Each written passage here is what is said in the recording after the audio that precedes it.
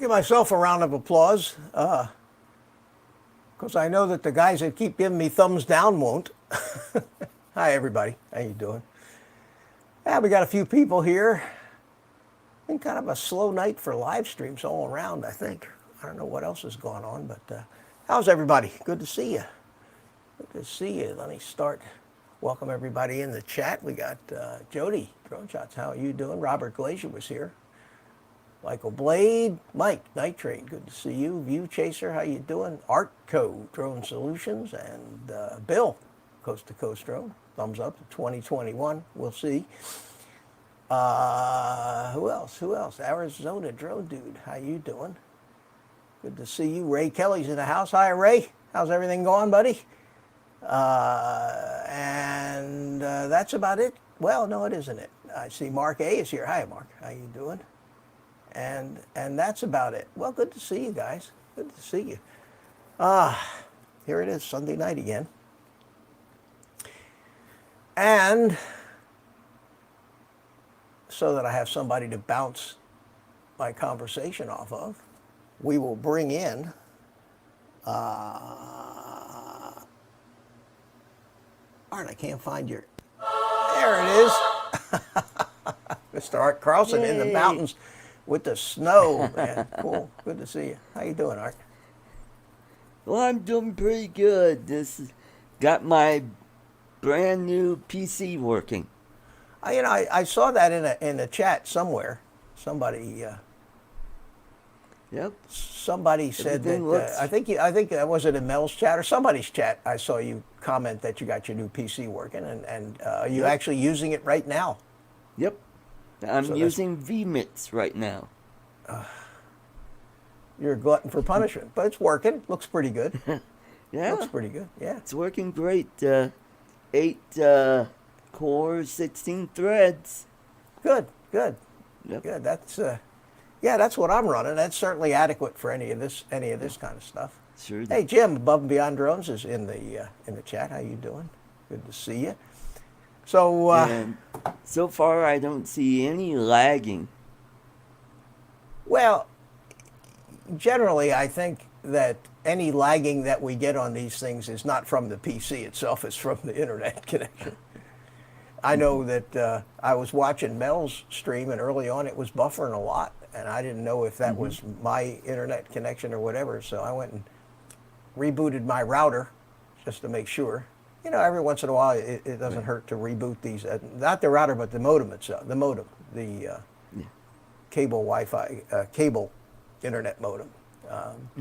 Never hurts to give it a little rebirth now and then. So I did that. Seems to be working okay, and that's probably okay until it just craps out and I get a blue screen. But we're all right.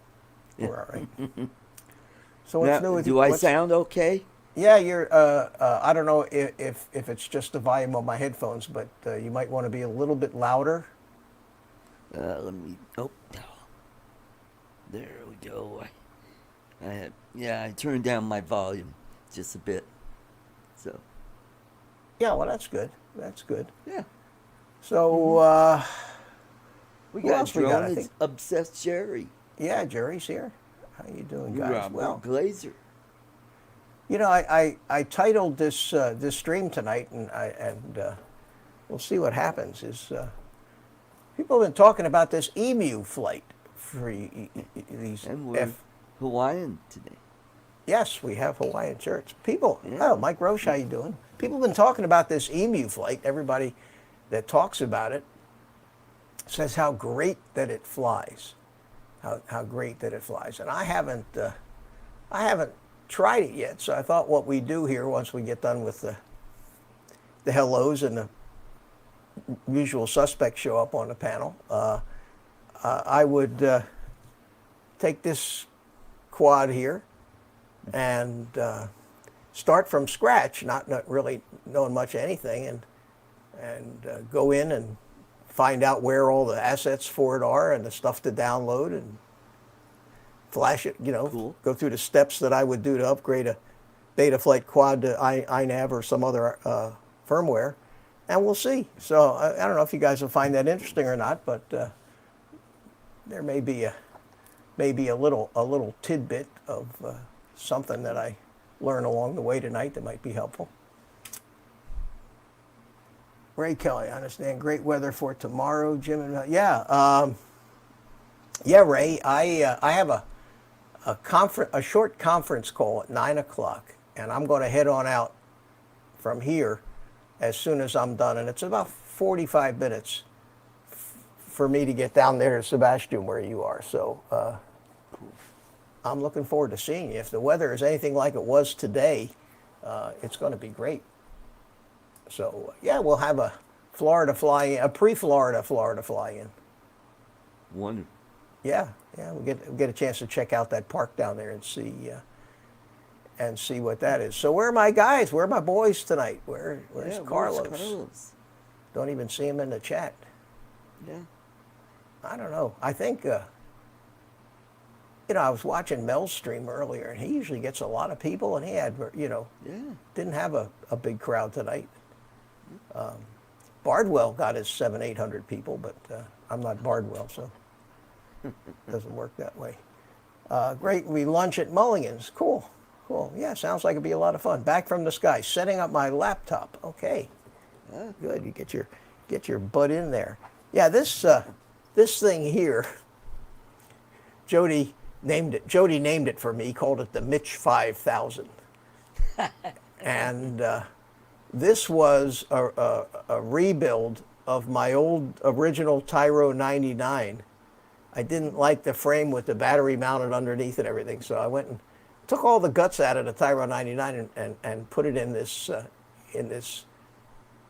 more modern frame that allows you to, has a camera mount and everything else on it. So I think this would be I don't fly it very much, so I think it might be a good candidate to experiment with EMUflight. And for those of you who don't know how all of this firmware comes about for these quadcopters, you may have heard of CleanFlight, Butterflight, EMUflight, Betaflight. I think it all started with CleanFlight, and this is open source software, free for anybody to use. So a group of developers get together and say, we really like that CleanFlight, but some things it doesn't do that we want it to do. So they call it a fork. They fork off and take all the work that had been done to that point, and then they start to improve it, give it a different name. And yet most of it looks very familiar when you get into the configurators and everything, because they're all basically running on the same code.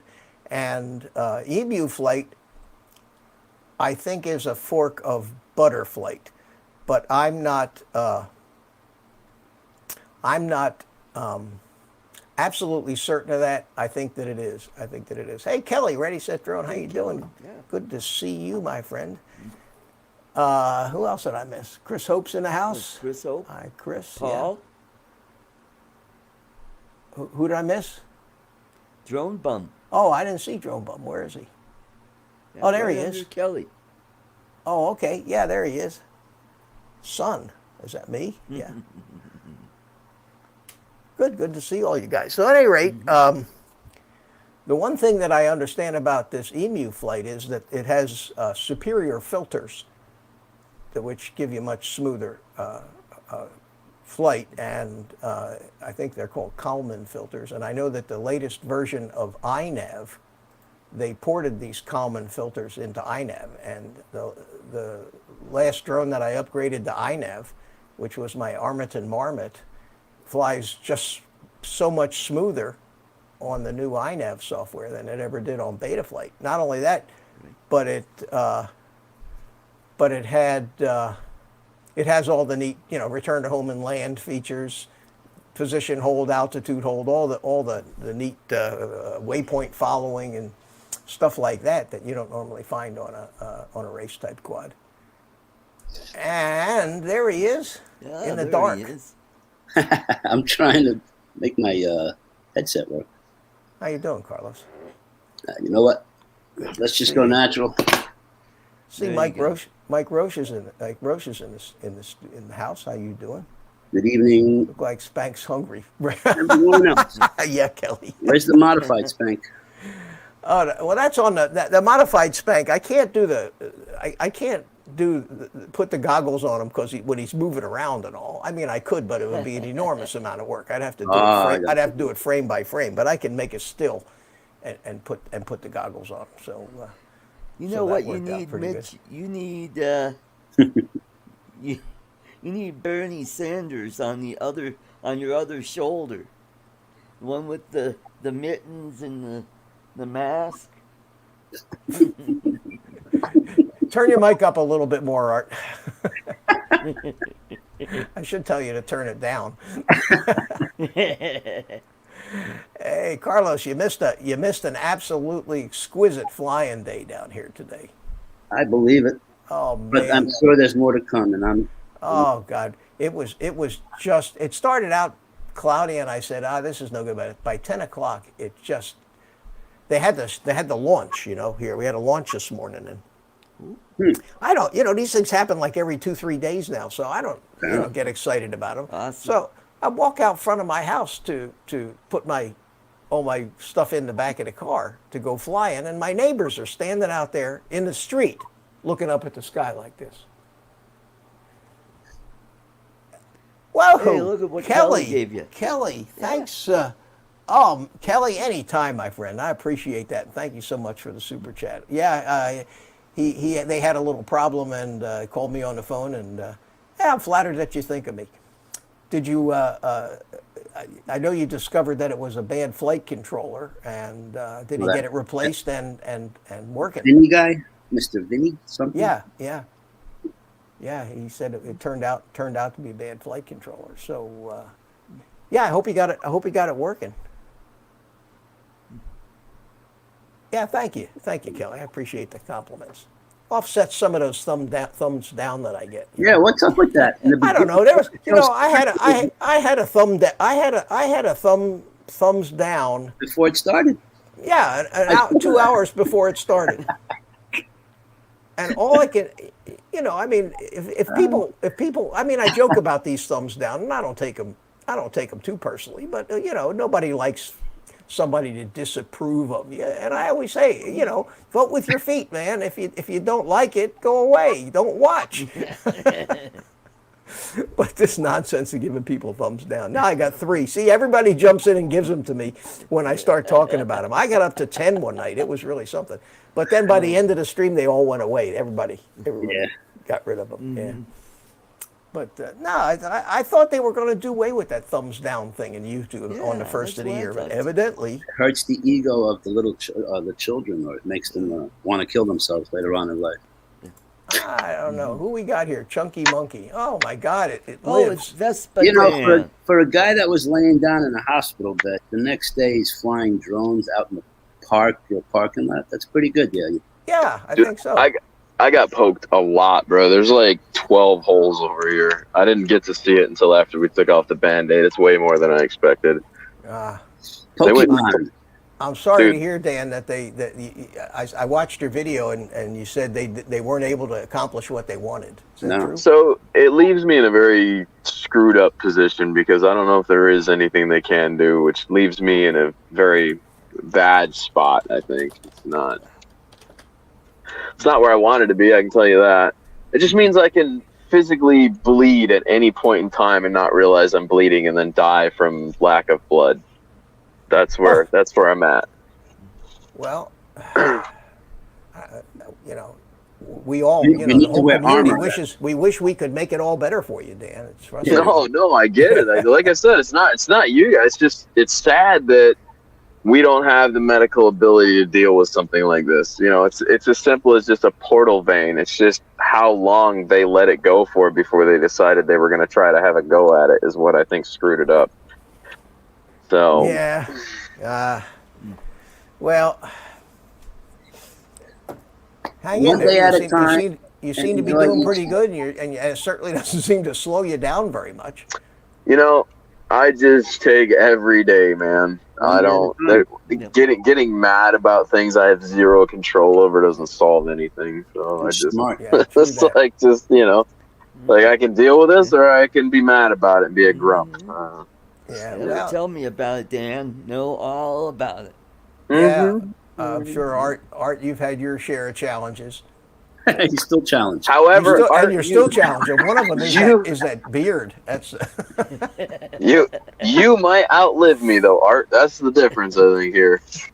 You know, one you'll be- person, I tell you what, who I really, and I found out, I hope he doesn't mind me saying, but I found out, and I was like, really? Because you would never know Mike Roche.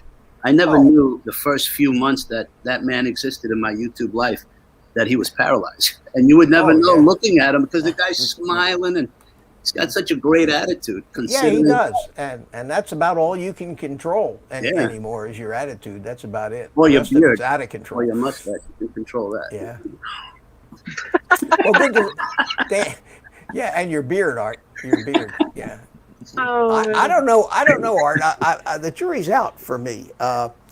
It makes you look kind of like one of those evil doctors, you know. Not even.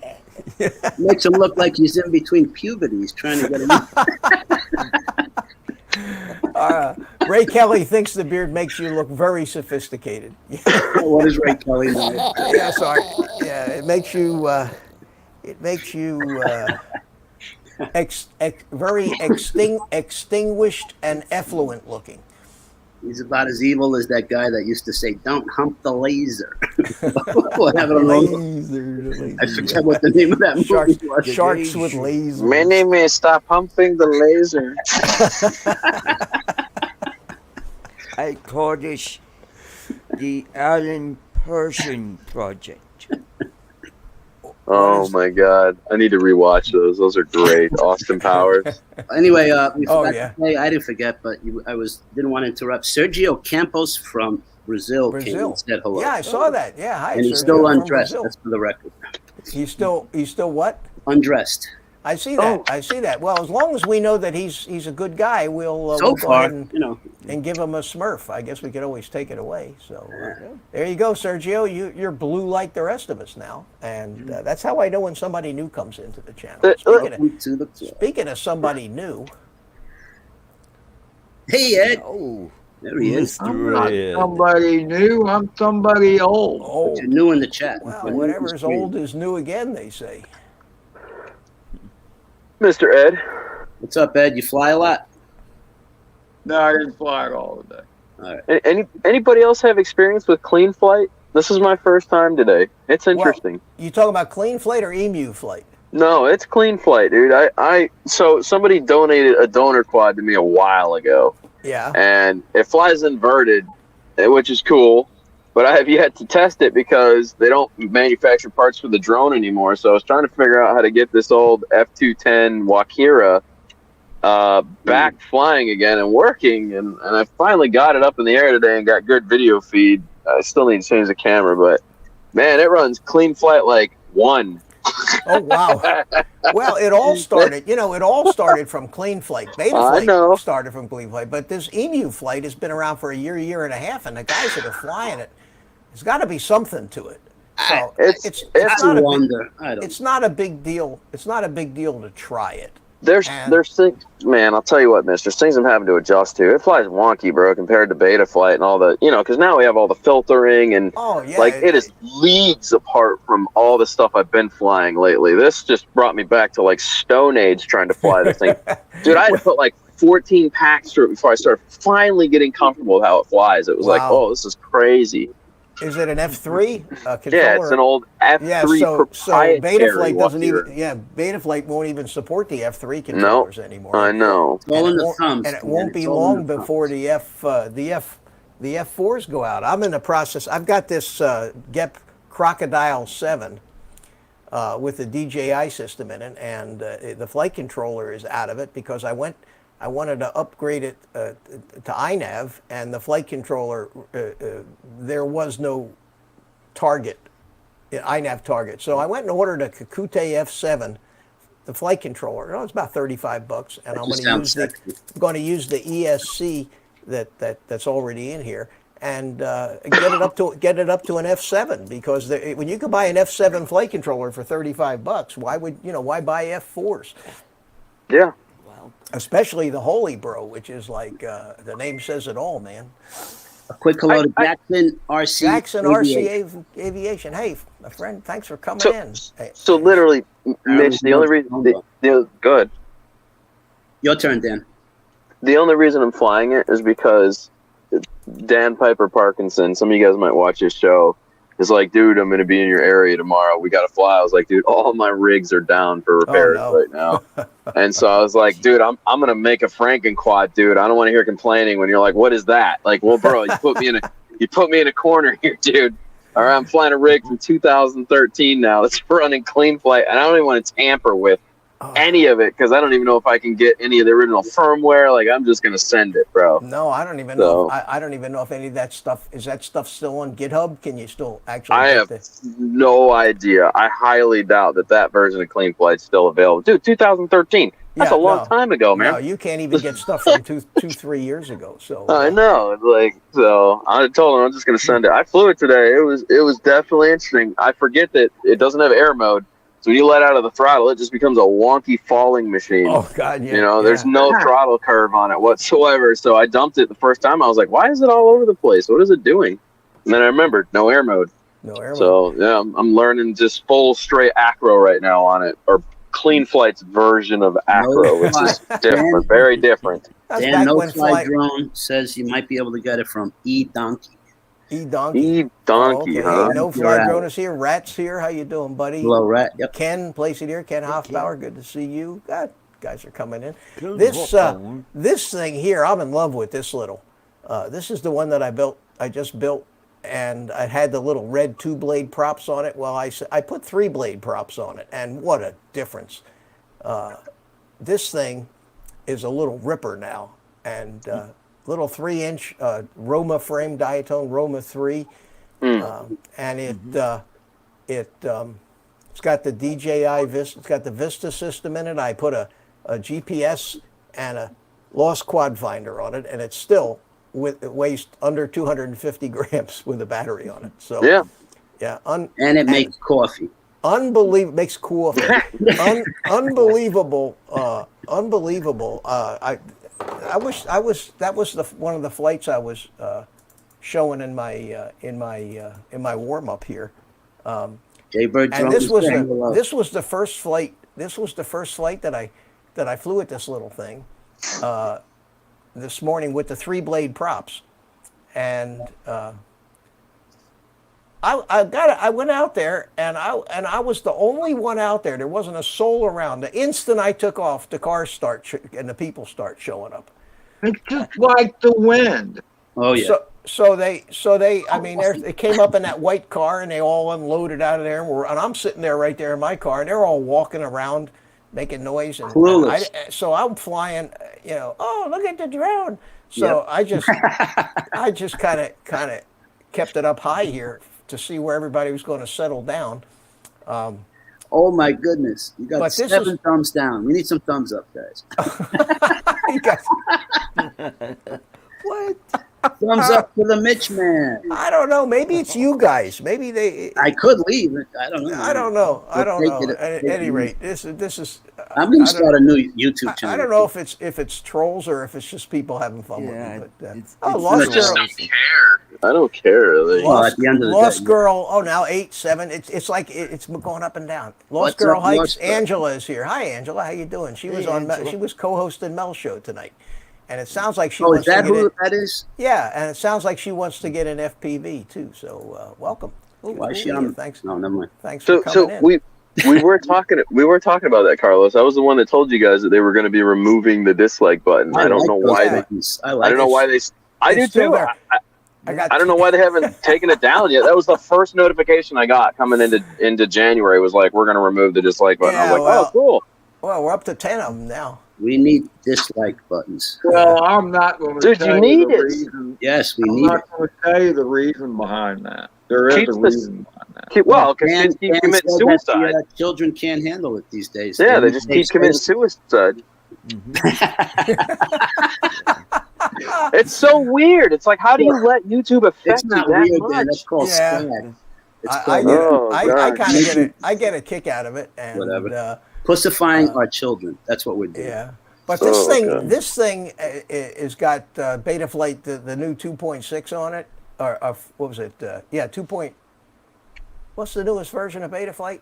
I'm dealing with all these different softwares. 4.2.6 is what it is. I don't know, man. I'm still in 3 something because I'm Yeah. still running my old F3 on my Betaflight. So And I didn't have RPM filters turned on or any of that stuff, but it just flew great. And stock PIDs, I haven't even started to play with them. Sometimes you play with them, all you do is screw yourself up, make it work. Actually, I did PIDs today for the first time. I took my Mobi 7 out and I copied the suggested PIDs from RDQ. Okay. I only flew it inside the apartment, but I yet to take it outside and see if it's a difference. Johnny Drone Flyer, how are you doing? I'm doing But fine. I had I'm doing I had Ed in the back of my mind saying, "Make sure you back up your drone before you change it." Yeah, and we're going to do that first with this little drone here. But this thing with that CADX Vista in it, under sub 250, flies like feels like a 5-inch. Only you can feel that it's lighter. It really hangs up there. It's not a boring flight, but So EMU is just a different type of Betaflight. EMU is a fork of Clean Flight, I think, or Butterflight. What is it? Or is it Butterflight? There's so many flights. filters? There's so many flights. I will say that Clean Flight is really good for long range cinematic flying. That's what it seems to come back to. Yeah. Is that a lot of people that fly Clean Flight still or use it say that it's really, really good for extremely smooth flying. So I don't know, man. It sounds like the long range flyers are getting back into Clean Flight or a version of Clean Flight again. Now that might be EMU. I don't know. I just keep. Even Dan was telling me that, I brought up Clean Flight. He's like, oh, that's what all the long range guys use. I was like, really? Okay. I think Mike Night Train, I think he is fooled around with EMUflight, and I know that John Coopy. Baduga. John Coopy was fooling around. Does Luis use it too? Yeah, Baduga FPV. I think he's into that also. Oh, okay, cool. So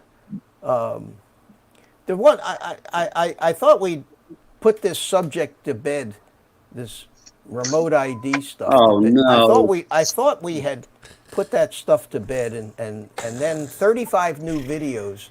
Are you kidding me?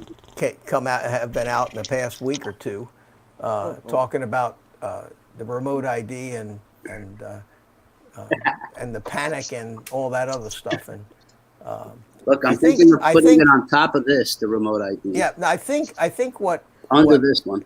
I think what happens is when they write these things, these 470 pages, the guys that write like page 200 to 210 never talk to the guys who write page 100 to 120, and they write contradictory things and never proofread it enough to say that they say one thing here and then they say something else there, and then all of it is so nebulous and is generally up for the interpretation of who's ever reading it, and I think it's that's causing all the confusion. And well, isn't English easy to understand, kind of? Well, but it's not English. I'll tell you, Carlos, when somebody says things in a regulation, when they use the word, you must take reasonable caution. That's open for. Yeah. Okay. So who determines nothing. what's reasonable and what's unreasonable? So it's meaningless. Isn't it part of that same 25 kinetic pounds? We're still trying to figure out. Well, 11 or 11 foot pounds and all. Yeah. But In other words, it's a penumbra of emanations. that's true, Art. So the latest panic that I heard, and I just want to give you guys my interpretation of Panic? this, so you'll stop worrying about it. Live your life for the next 2.5 years, and then we'll see exactly what it is we're supposed to do, and stop worrying about it. It probably changed again. Exactly. Yeah, Isn't it'll this- change isn't it- 20 times between now. Okay, so here's the latest. Here's the latest thing. And I won't name any names, but I've heard a couple of things. Now the panic is over the sub 250 quads. And they're saying that, I've heard it said, that according to the regulations, the only place you'll be allowed to fly a sub 250 quad is in a FRIA. And we all know what FRIAs are. They're the... Not really. A FRIA is like a model airplane club field, a designated place Okay. Where the remote ID laws don't apply. There's 3 different characterizations for remote ID. One, you have a standard remote ID drone, which is all built by the factory and everything's built in. You have a remote module to stick on anything else that might fly. And then you have a FRIA where there are no remote ID rules. Where you're allowed to play with your toys? I don't know. So anyway, and then there's an exemption for sub 250 drones, and they come right out and they say that any drone below 250 grams is exempt from remote ID. But then later on in the regulations, they basically say, however, and they link the exemption or to registration. So what it basically means is any drone that needs to be registered needs to have remote ID. Okay? Follow what I'm saying? If it's registered. Now, why do you have to register? Why would you have to register a sub 250 gram drone? If you use it for commercial purposes and under Part 107. So, if I take this little tiny whoop and I go out and film something with it and get paid for it, I need to register this little whoop, and I need to have a remote ID module on it to use this for commercial purposes. But who the hell uses tiny whoops, okay, for commercial purposes? Unless you consider a monetized YouTube channel commercial. And these are nitpicking fine points that they'll all get worked out, I'm sure, and nobody will worry about them anyway. Yeah. But the majority of people that are going to be flying tiny whoops are flying under recreational rules. It doesn't have to be registered. It's not going to need remote ID. You'll be able to fly it anywhere you want, whether it's a FRIA or not, as long as you follow the federal airspace regulations. Don't go flying it in Class A airspace around the control tower of LaGuardia Airport. You know, obey the drone rules, and you don't have to register this. So when people are saying that the only way you're going to be able to fly this little Tinyhawk is to put one of these big-ass GPS modules on top of it, it's not true. It's not true. It would be true if you were going to do it for commercial purposes, but if you're not flying, if you're flying recreational, and the paragraph that I've heard read that said that no aircraft can be flown without outside of a FRIA unless it has a remote ID. There's a few words in that paragraph that says that's not exempted.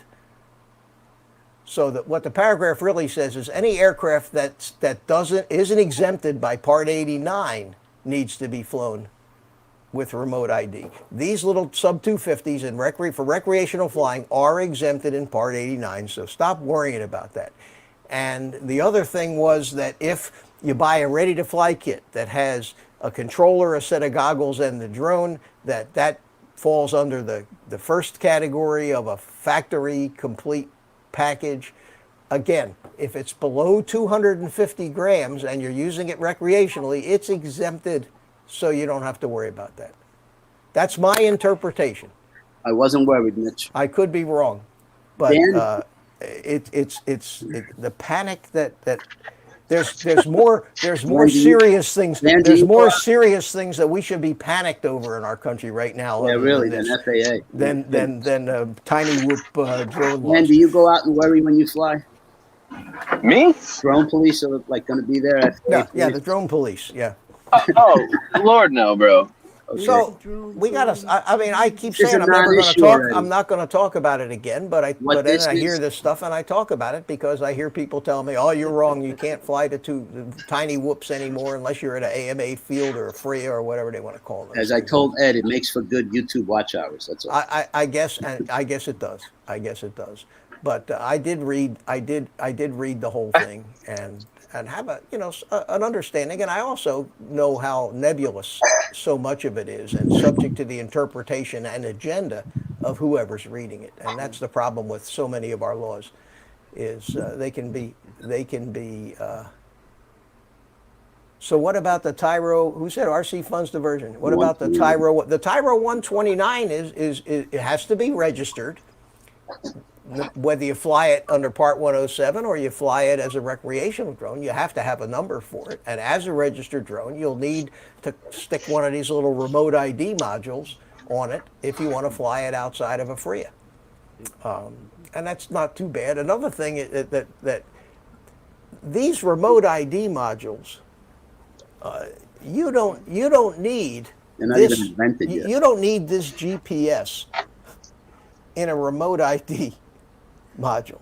Okay, you don't need this big honking heavy. This is a GPS and a compass, and you have a GPS in your cell phone that's inside a tiny little chip that you probably couldn't have a hard time finding with a microscope. And somebody will design and manufacture a remote ID SoC, system on a chip, that'll have everything in it. It'll have the GPS in it, it'll have the radio transmitter, it'll have all that stuff built in it, and it'll be on a little postage stamp size thing. And the biggest thing about that package is going to be the little tiny battery that's in it to run it. It'll be a tiny little thing. The technology is already there for it, and somebody's just got to put it together. So I'm not worried about it. I'm not sweating it, and I may not even be around in 2.5 years, for God's sakes. At my age. I know what you mean there, You may man. not even be here. Yeah. Hey, Ed, are you going to start that new catamaran channel you were talking about? What do you think? Uh-oh. Is my you guys getting any kind of lagging on my stream? No. No. I see you here. I don't know about over there. Yeah, on the actual. I saw my my preview was buffering, and I think my home internet is having some problems here tonight. Well, stop So, buffering, bro. The drone force. Well, I got a headache. I got to take the buffering, Ed, you're going to start a catamaran channel, right? No. Buffering. Why not? Hey, did you It's guys going to hear be that? part of w- my channel. Oh, Ed, you already got a $5 super chat on Mitch's channel. Yeah, Like I Crisco. saw that. You Thank did. you, bro. I didn't see it. No, it's not. It's a in spirit. Oh, in spirit super chat. Well, Yeah, thank you, yeah. Chris. Not for Okay. you. It's not for you. It's for Ed. So let's do this. Let's while we're talking and shooting the breeze, I just wanted to say that about that remote ID thing. What was it? Who was it? Said, "Don't worry." What me worry? Was that Alfred E. Newman? Don't Remember? worry. Yes, that is Be Alfred. happy. What me worry? Just go out and fly, have fun. Let them finally figure out what Have the hell they fun. really want, and then we'll deal with it when it happens. I guess there's nothing we can do about it anyway. So what I'm going to do here is Hey, did you hear that William Shatner is closing all his lingerie stores? oh God, let me get my sound effects button ready. What? Go ahead.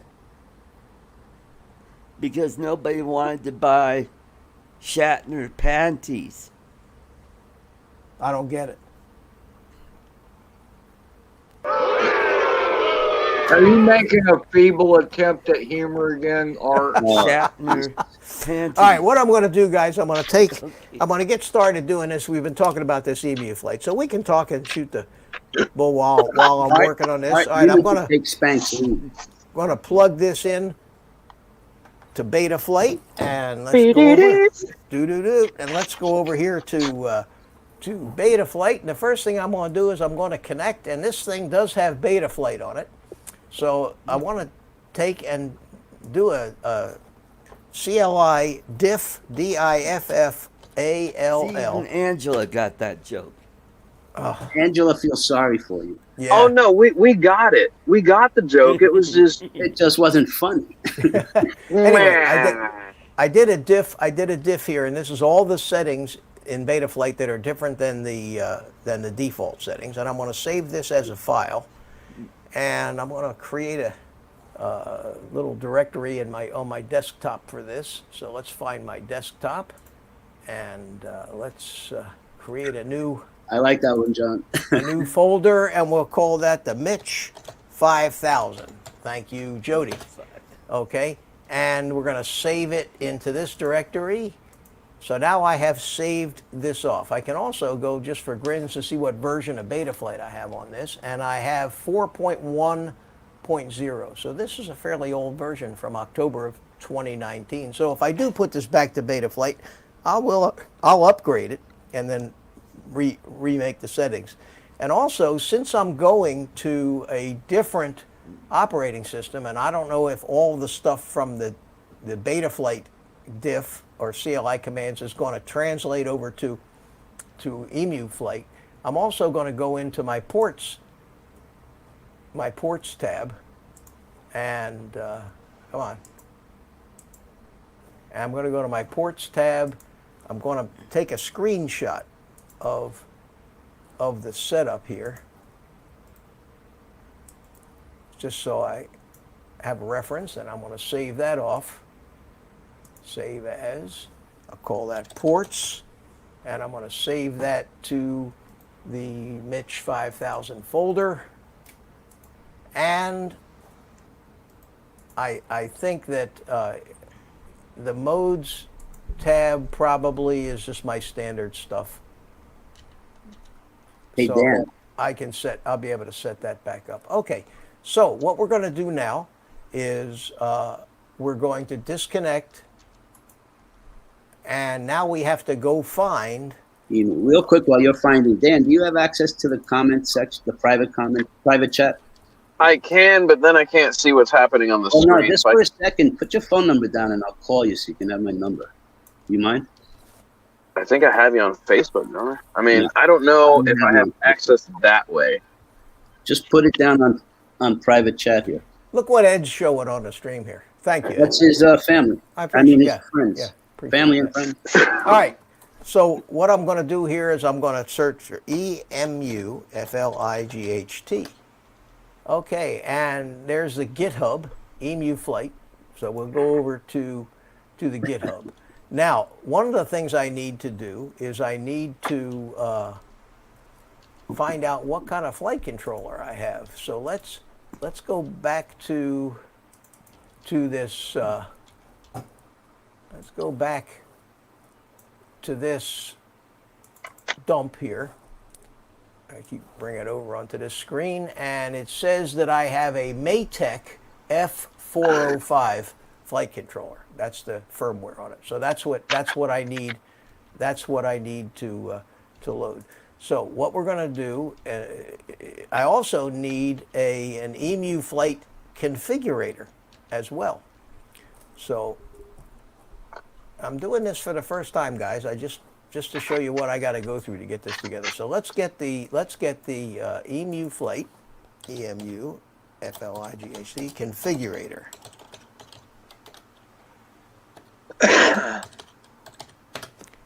Okay, EMUflight configurator. That's the latest one. So let's go down here. Please report bugs. Assets, here it is. EMUflight configurator, we want the one for Windows 64. So let's download this. Are you bored, Dan?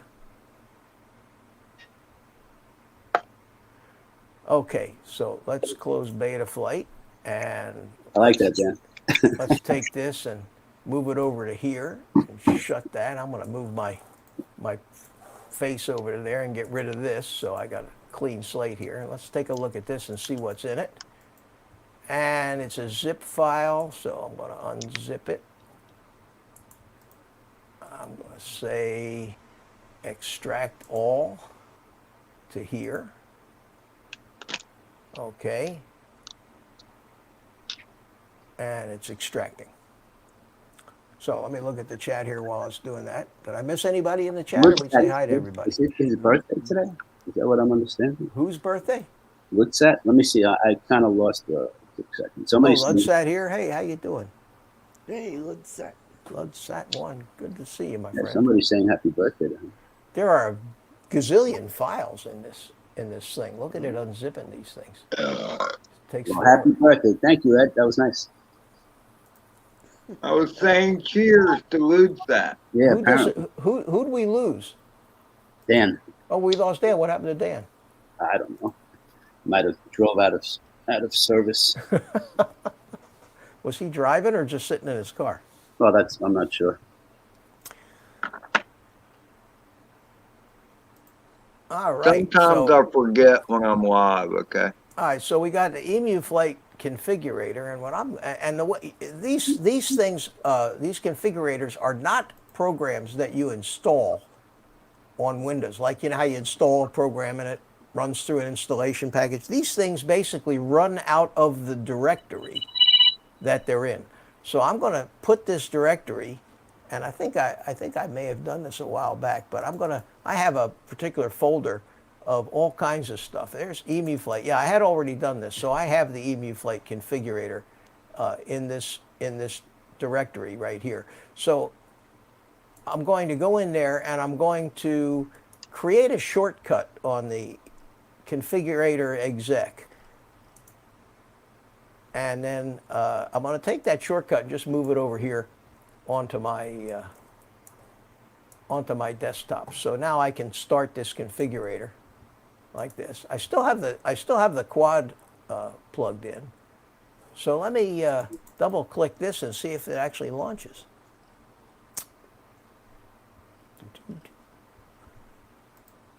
Is the tension killing you guys? Oh yeah, the anticipation is just crazy. Mm-hmm. It's trying. There it goes. There. EMUflight. Okay. So, looks a lot like Betaflight, doesn't it? Except it's blue. All right. So we want to install this EMUflight. So we'll go to the tab up here that says Update Firmware. I don't know. I heard somewhere that, you know, when you flash firmware to a quad, you have to be in what they call a DFU mode. And right up here, where it says COM3 right now,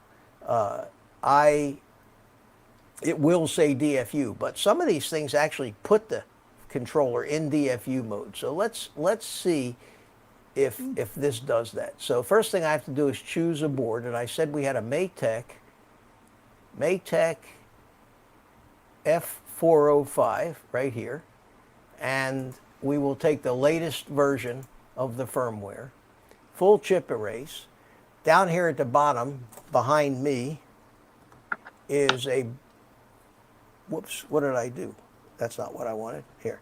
Behind me is a button that says load the firmware. First you have to load it into your computer, so I will load the firmware. Then this button says flash firmware. So let's see what happens if it puts it in DFU mode. It did. Right up here, it actually automatically went into the DFU mode. And now it's erasing the firmware that's in there. And it will flash the EMUflight software to the flight controller.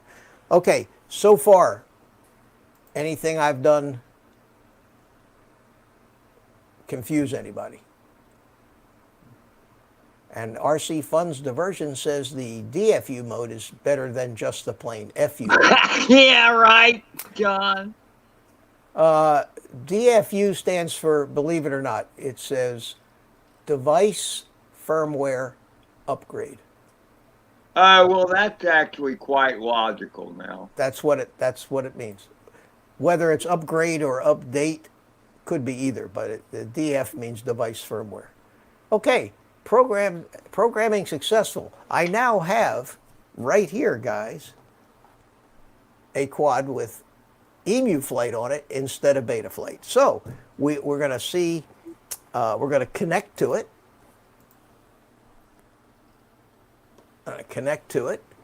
And it's working. See it moving around when I move the, okay. All right, We well, have let's to see how it does. Well, I can't fly it quite yet, Ed. We have to set it up. All right, I'm going to calibrate the accelerometer here, get it somewhat close. And let's take a look and see what we have. It looks, ports, configuration, power and battery, PID tuning, has an expert mode here. Motors, servos, that looks exactly like Betaflight.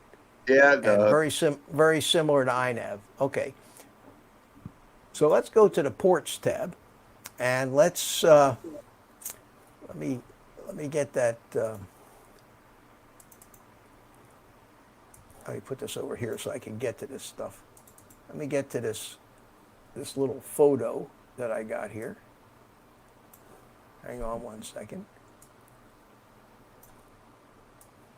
All right, so I'm going to just read off of this photo that I took. Where the hell is EMUflight? That's not it. There it is. Okay.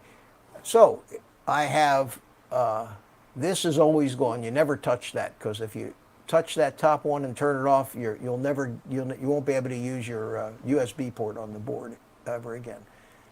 UART1 is not connected to anything. UART2 is the serial receiver. UART3 is VTX Smart Audio, TBS Smart Audio. UART4 is disabled, and UART5 is my GPS on here. So we'll change that to GPS, save and reboot. So those are the port tabs. And we'll reconnect. And the next thing we go is to the configuration screen. Okay. It is a Quad X. No, this is, this particular quad is the only quad that I have that are props out. The motors are reversed. So I have to remember to click the motor direction is reversed button. Okay. And the reason that this is props out is because the Tyro99 was props out. Okay, so I just left everything the same when I moved it over to this new frame. But I always use props in. If you don't know what the difference between props in and props out mean, I'm sure most of you guys do. Normally on a quad, the props will turn in towards the camera and the rear. So this motor will turn this way, this motor will turn this way, this motor will turn this way. Props in. That's props in. Props out, they turn backwards, and they actually aim, the props aims at the center. The schools of thought are that when the props are turning in and you fly into a bunch of branches, they will suck the branch in to the quad. Whereas if the props are turning this way, outward, it'll tend to repel you away from it. Also, when it pulls dirt in, it throws dirt in your camera. The other thing is, if you have props out, all the dirt's going to go into your flight control. Yeah. So I don't know what, from what I've heard, I don't think one flies any better than the other. But that's, again, everybody's got an opinion on that.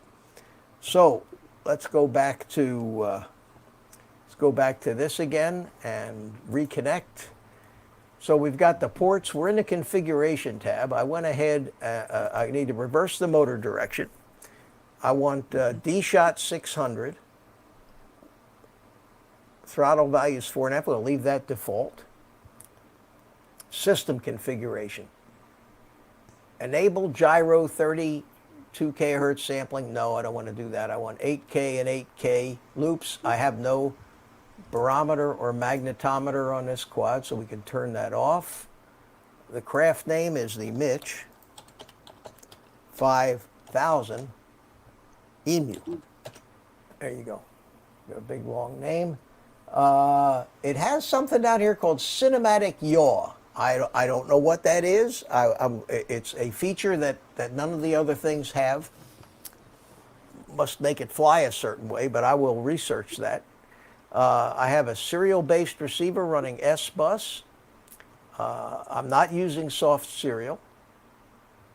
I'm not using telemetry, but I'll leave that turned on anyway.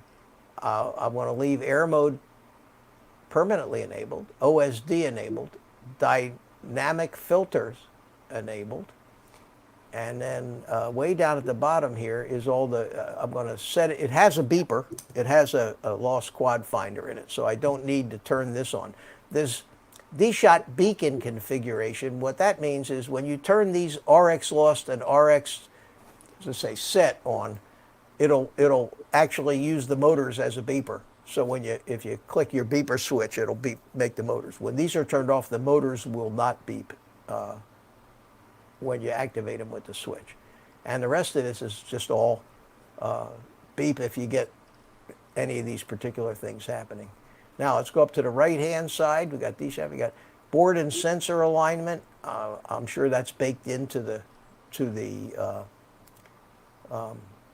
firmware, into the target. So we'll leave that default. We'll leave all this default. Leave the accelerator trim at 0, and they have the arming angle at 180 degrees already. Now in Betaflight, the default comes at 25 degrees, and what that means is if the quad is tilted more than 25 degrees in any direction, it won't let you arm. You don't want that, because if you're stuck in a tree upside down, you want to be able to spin the propellers to get out of the tree.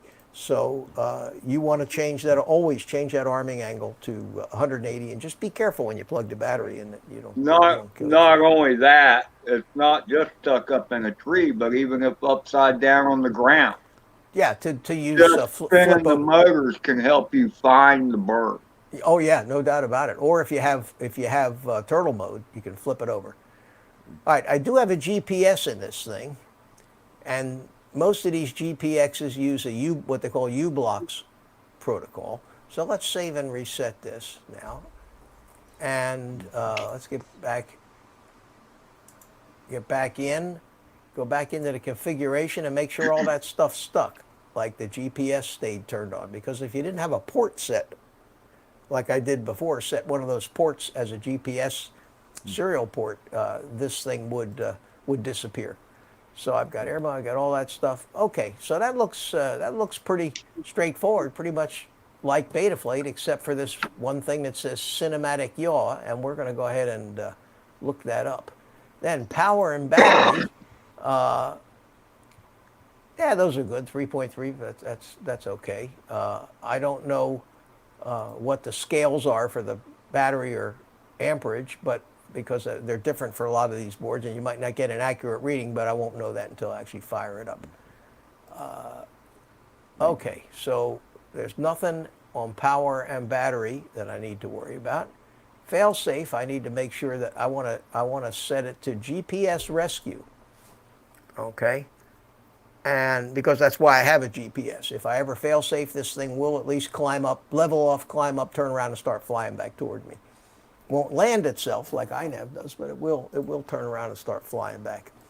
Does it have a return to home altitude, or? Yeah, that's right here. Is what we're talking about. This is the angle is what the flight angle is going to be, and I'm going to make that about 25 degrees. I don't want it to come back all that fast. Initial altitude, that's your return to home in meters. So this says 50 meters, about 150 feet. That's okay. I think I'll make it 40 meters, 45 meters. Yeah, Okay. why not 40? Descent distance, 200 meters. This means that when it gets to within 200 meters of where you are, it's going to start to descend. It's not going to land. It's just going to fly itself in the ground unless you take over and start flying it again. Ground speed, meters per second, is okay. Throttle minimum, 1200, maximum, 1600. Those are okay. Throttle hover, 1280. That's probably pretty close. Maybe 13. Let's make it 1300 on this thing. Okay, let me ask you this. Wouldn't it be cool as if once it got within 200 meters of you, that the pitch would change so it would be more flat and so it just comes straight down instead of flying into the ground? Well, this is not this is designed not to land the thing, but to get it back in your neighborhood. And the idea being, if you fail safe, you still got your goggles. So one of two things is going to happen. You're flying around with your goggles and you fly out of video range. All of a sudden you got nothing but static. So you put this GPS rescue on a switch too. You click the switch for GPS rescue, the thing goes into stabilized mode, climbs up to 100 and whatever feet, turns around and starts flying towards you. As soon as it gets closer to you, you'll get your video feedback. That's true. Yeah. In that case, you move the sticks and you got control again, and you start flying it. Okay. If you have a radio failsafe, and you fly out of range of your radio, it'll do the same thing. Assuming that you don't have a hardware failure in your radio, when it starts to get close to you, your radio will start working again, and you take over and continue to fly. Okay? Worst comes to worst is you don't have any control over the thing. Even if let's suppose your video transmitter burned out, never comes back. Well, as you'll hear this thing, it'll be flying towards you. Take your goggles off and fly it back line of sight. Yeah. Worst case, it's going to fly itself into the ground at a controlled angle. Okay, somewhere near where it took off. So just make sure it doesn't fly into you, run out of the way, or disarm it. Disarm it, yeah. If you have no radio whatsoever and you can't do anything, just watch the thing fly into the ground and go run over and unplug the battery. And don't get in the way. Right, but that's still better than have the thing crashing in some shopping center somewhere Absolutely. on a flyaway. Yeah, so this is a good deal. And also, it says here minimum satellites. I'm going to make that 6 because it will not allow you to arm, kind of like a Mavic, unless you get a good GPS lock so it can establish a home point. Okay? And the last line here is something called Sanity Checks. And what Sanity Checks do is kind of a quick checklist of the different systems to see if they're operating before it enables the GPS, fly back home mode. Speaking of sanity checks, I need to split. Oh, okay. Thanks for having me. All right, Rich. Art. It's Good to see you. A lot of fun. All right, good to see you. Ed, good to see you. Take it easy, Art. Yep. And everybody in the chat, good to see you. Angela, Mike, RC Funds, and Mike and Ray and all the rest. We'll see you next time. All right, buddy. Bye-bye. Take care.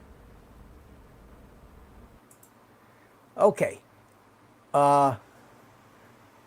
Sanity checks. I like the sanity mode. I probably wouldn't pass that test too many times. Well, that checks all the different, it checks the IMU, it checks the gyro, it probably checks a few other things too. But the recommended way to set this is not on all the time, but only on failsafe.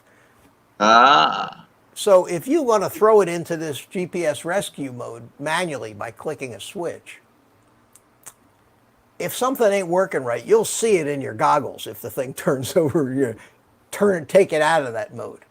But if it fails safe, you take a shot and say, okay, I want to make sure that if this thing is going to do something autonomously, that it passes its little checklist sanity check. All right, so that's everything on this page. GPS rescue and channel feedback, fallback. We don't need to worry about that on failsafe. So we have to save and reboot here. And it will come back up and we'll reconnect. Okay, so we've got failsafe. PID tuning I'm not going to fool with other than I want to take a look at the rate profile. There it is.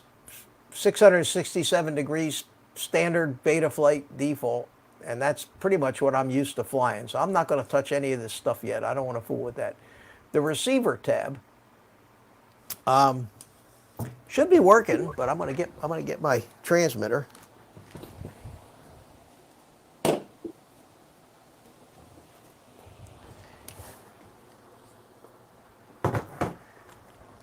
And I don't know if my receiver is powered on from the USB port or not. I know my GPS has got power, so the receiver may have power. Otherwise, I'm gonna have to take the props off of this thing. But let's turn the radio on here. Welcome to OpenTX. And make sure I'm on the right model. Model select. Now the radio settings will be identical for Betaflight or EMUflight, so I don't need to create any new models. I can still use the same model I had before, and that was a D16 Betaflight quad. And a D16 because it's got the FR Sky D16. It doesn't have an R9 or it doesn't have anything else. Okay. So let's take a look at, let's connect again. Go to receiver. Nothing. Okay. So Props off. I gotta put a battery. Battery? Battery. Yeah. So what Well, I'm you gonna could do? just do the smoke stopper, couldn't you? Yeah, instead you know, of I taking the prop? could do that because that will not let it. It will not let it get the smoke stopper here. If the current goes enough to spin those props for some reason, it will cut out. Mitch, So check let's- backstage every now and then. I think Dan might be coming back. Oh yeah, there he is. Okay. Dan, you're back. There we I'm back. All right, so let's see here. Let's plug this in, and I'm going to hold it. I'm going to hold it down on the table too while I do this. Okay, so we're in a smoke stopper, and we're going to connect to this again. I'm going to go to my receiver tab, and nothing. All right, Uh-oh. so what is the problem here? Hold on a second. I haven't flown this thing in quite a while. Where is the receiver? It looks like it's not bound. So for some reason. Oh, I bet you lost it when you flashed it over. No, that's got nothing to do with the receiver, Ed. Man, yeah, I've heard that before, but It has nothing to do with the receiver. It is blinking red. I'm wondering. I know this is a D16 quad. Ooh. It should be. I'm wondering if I haven't even flown this thing since I got this new radio. It's possible. I'm All right. wondering if it was no, well, that Edstream. is- It might have So- been Edstream, John. I'm not sure. So what I'm going to do is. Mitch, wanna what look- stream was it when you were showing us those big jets that you were flying and the like 747 cruiser? Was that on your stream or was that on somebody else's? Well, I've shown them on my stream, but I think I But showed recently. it on. I think was it not Arts, but Ed's, right? it might Ed's or maybe Night Train, maybe Mike. Oh, Mike. Where did Art go? He went to go. Art's gone. He got bored. Arts, yeah, he's got to go to work. No more bad jokes. Huh? sorry. All right, so let me unplug this loud squawking beeper before it starts to go off. It makes my brain hurt. And so, you guys, you've seen my my handy dandy little box that I built here. That With the switch. has a switch for binding, makes it a lot easier. So I'm going to plug this in the mix too.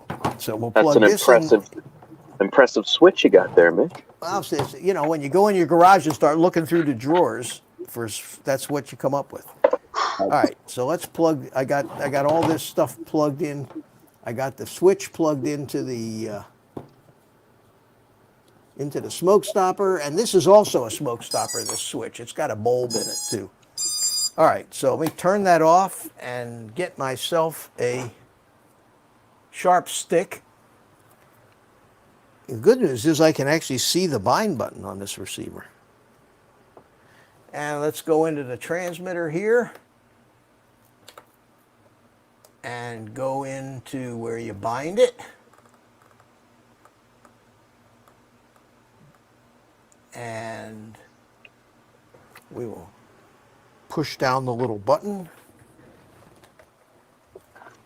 It's a handy little tool to have when you're working on these quads, a little flashlight so you can see.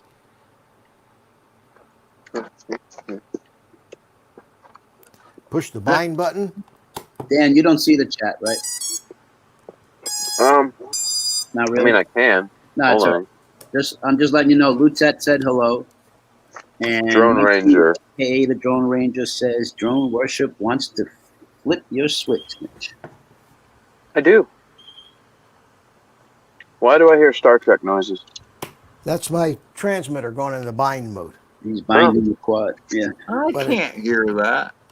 I hear. Oh, okay. The receiver does get power from the USB port, so I don't even You need the just battery. weren't bound. I don't even need the battery. I just need to unplug the I need to unplug this from the computer, then push the bind button, and we'll reach down in here, push the bind button, plug this back into the computer. It is in bind mode. We click bind on the transmitter. There it is. It did it. Okay. So let's turn that off and let's repower it up and see if I got a green light on the receiver. I do. Mitch, did I understand you say earlier that EMU is not something that stays in your computer? What do you mean? Oh, neither does the Betaflight configurator, the INAV configurator. None of those things are installed programs on your computer. But wait a minute. I don't have to be online to use Betaflight. No, but you have to download the software into a directory, into a folder. Then you open up that folder and run the exe file in that folder. And in that folder are all the other files that it needs to run. And it must be run out of that folder, which is why I create the shortcut. Got it. Ludsat, $2. Thank you, my friend. I appreciate that. Mitch, can I issue a challenge to Ed real fast? Yeah. Move. Okay. Ed. Ed. Blink. Oh no, oh no, he's not frozen. I'm just flipping with you, Dan. What? I'm issuing you a challenge. You don't have the ability to say no. Agreed? Okay. All right, you can't smoke a cigarette the rest of the stream. No. Okay, guys, let me get back to this. Okay, so the first thing I have to do, I've got the radio working. Stuff moves now. Okay, I noticed that my RSSI signal is coming in on aux 12, so I'm going to go up here in the corner to where it says RSSI, and I'm going to make that aux 12. So that'll allow me to see the RSSI in my goggles. The next thing I notice when I go down there is that my drone is rolling away like crazy. Okay, that means my channel mapping is not right in here. So the channel mapping that I have is TAER. AETR. And I will save TAER. And now when I go down and look at the little drone, when I roll to the right, roll to the left, pitch back, pitch forward, yaw, everything's working right. And the throttle should be on channel number right here. There you go. So that's all working. aux 1 is ARM. aux 2 is modes. aux 3 is beeper. aux 4 is GPS rescue. And those are the 4 aux channels that I use. Okay, so the receiver's working. Next thing I need to do is go down and set up my modes. And this is Betaflight, same thing. Add range for ARM. aux 1 is my ARM switch. Ed, do I look like Mitch? Try to put Yeah. What are you doing? putting my face. He put a PNG face over him. All right, so that's the ARM. And then I'll put angle mode on aux 2. And that'll be the first position, and I'll put horizon mode. I always just do this. I don't ever use horizon, but I do it anyway. Add to range, aux 2. Nice, Ed. That's pretty much That like wasn't me that time. That had to be Dan. That was Dan. Okay, so we got you. I'm trying to be serious here, you guys. Clowns. Okay, the next thing down here is GPS rescue. So let's put that on this switch, aux 4, and we'll make that work when the switch is all the way down. And you can see that little tab, that little blue tab right there moving. Yeah. Okay, so that's aux 4. Beeper I want on aux 3 so that I can beep the beeper on this thing. Aux 3. There it is. And don't forget to hit the save button when you do these things. And No flip somewhere in here over. I should have flip over after crash. I By think the I way, got that on this switch here. Yeah, aux 5. Drone Okay. Bun was able to fix that Moby 6 with the VHL and all that. Oh, And cool. Successful. and Mike, the answer is a seafood sandwich, sir. Okay, so we got that all. We got all that. So modes are set. We don't need to worry about adjustments, servos, GPS. I am receiving GPS, and it has a fix, and it's got a position, so that's working. I don't need to do anything with the motors tab because they should be working. The OSD. Okay, so we want to set up the OSD, and what I like to do when I set up the OSD is I like to turn on a little receiver. Mitch, is that showing you a picture of the front of your house there on the GPS, on the OSD? What was that? No, that's just some picture they put up there. It's a view of Oh, okay. It's just a pretty picture that just seems to be annoying. Anyway, I'm going to use this receiver here to actually look at where these GPS elements actually really end up on the screen. So Yeah, this and is, you really got to do that too, Yeah. because on the screen, what it looks like on the screen when you see it through the goggles can be completely different. So we got to plug the quad back into the battery to get the VTX running again. So we'll do that. Flick the switch. There it goes. And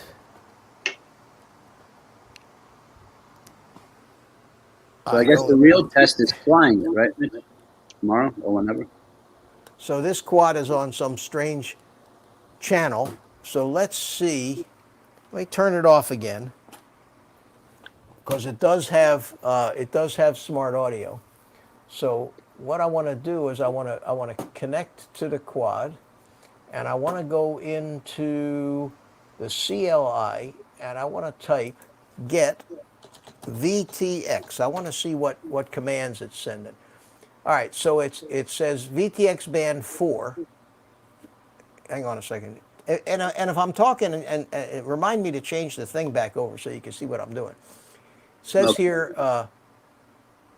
VTX band is 4. That's Fat Shark, but I fly on 3. So I'm going to set this to VTX channel. I'm going to type in here set, paste the command, make it channel 3, enter. VTX power, I want to set that to 3. We'll see. So I go back down here and type set, paste that in there. 3, VTX power equals 3, enter. I want to set, I don't know, it should set it, I'm going to set this manually anyway. VTX frequency should be 5780. It'd probably do that by itself, but I'm going to do it anyway. Set frequency equals 5780. And Is it the same thing on this one? You have to type save instead of press save? you got to type, you hit enter, and then when you're all done, type save. Okay. Low power disarm, I want to be on, okay? So I want it to go to low power when it's, low power disarm is on, save. All right, so now it's saved all those commands. And I'm going to go back into the CLI, type get VTX again.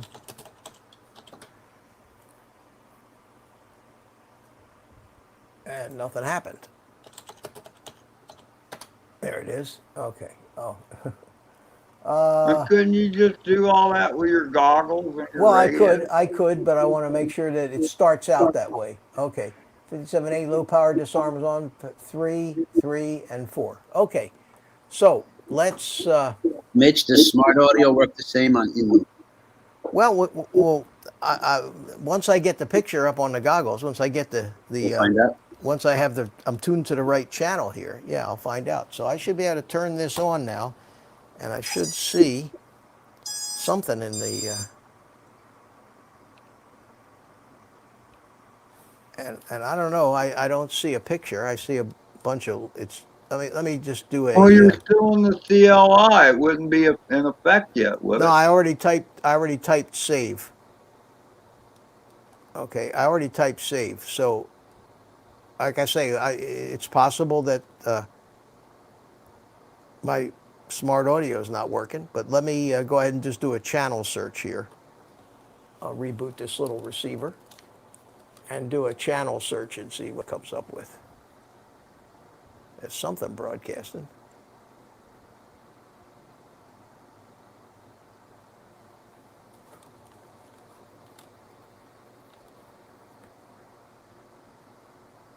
What channel does it think it's on?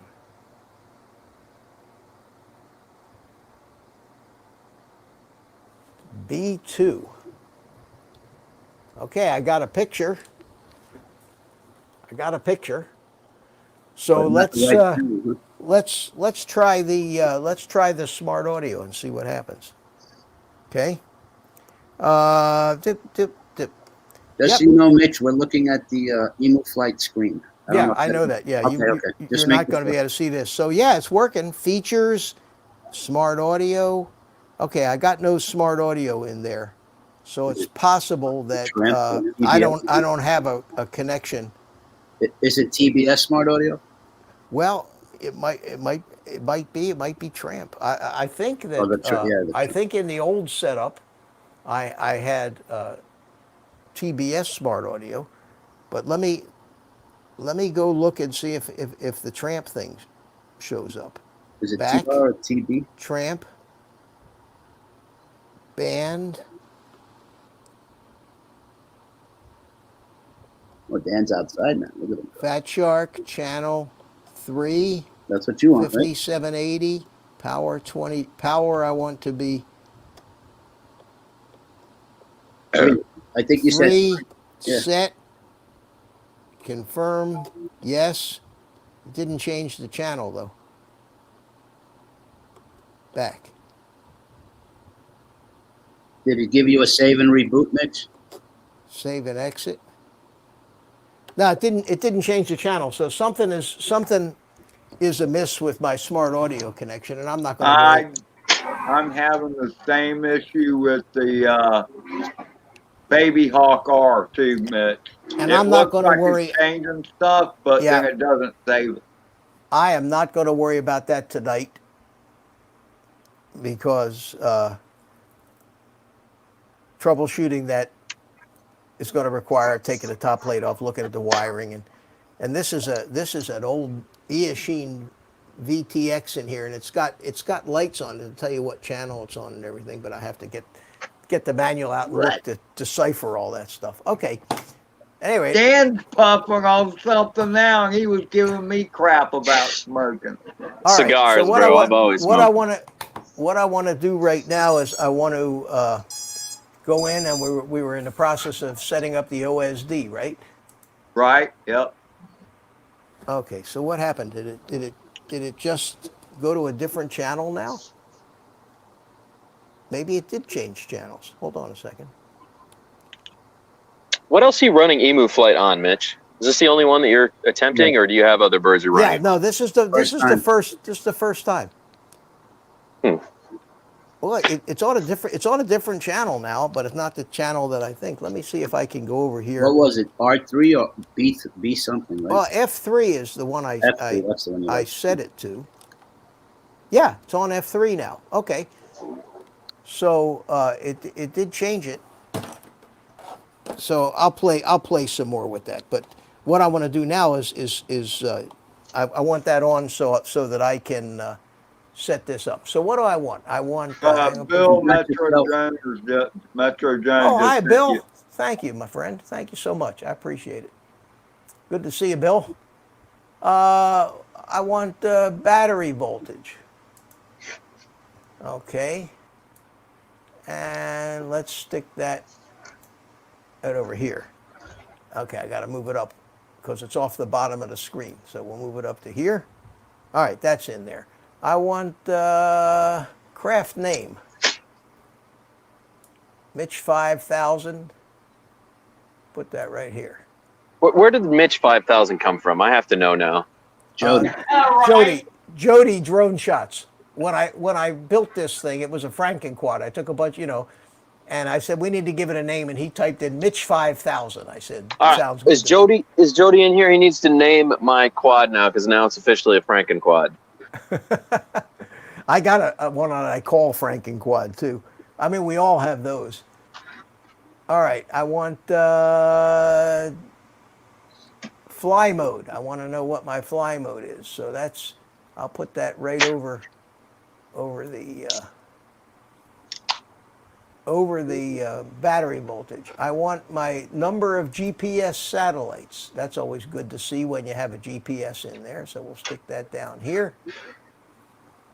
Got satellites. I'm not worried about home direction or GPS speed or any of that other stuff.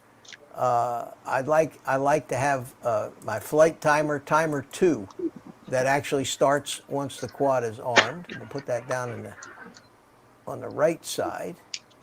And then the only thing else I need VTX channel is handy to have. All right, so let's for right now I'll stick this over here. And then we want RSSI. And we'll put that in the corner over here. Dan is smoking a cigar there, Drone Ranger. I love cigars. Oh, man. Well, I do. I know. Okay. And I will save. I got to make sure I hit the save button and save all that OSD stuff. CLI. Okay. And that's it. From soup to nuts, it took 1 hour, guys, to convert that quad from Make the transition. from Betaflight to EMUflight. And Well, and not set it only up. that, Mitch, you would have done it in half the time if you weren't trying to show everybody. Well, what that's you were true, doing. but even on a stream, we started it at about 8:30, and it's 9:30 now. So- I'll take this out tomorrow and test fly it, and let you do some So let's goggles see. video and let you know what I think. Not that I'm that expert a drone pilot to notice much difference in some of these things, but I do notice a little difference. After you do that, can I make a request, Mitch? Sure. Can you do a quad with Flight 1 on it? You need to have a special flight controller to run Flight 1. Mm-hmm. Okay. So do we need to raise the money and send you one? And I want to see what your opinion is, EMUflight versus Flight 1 setup. Well,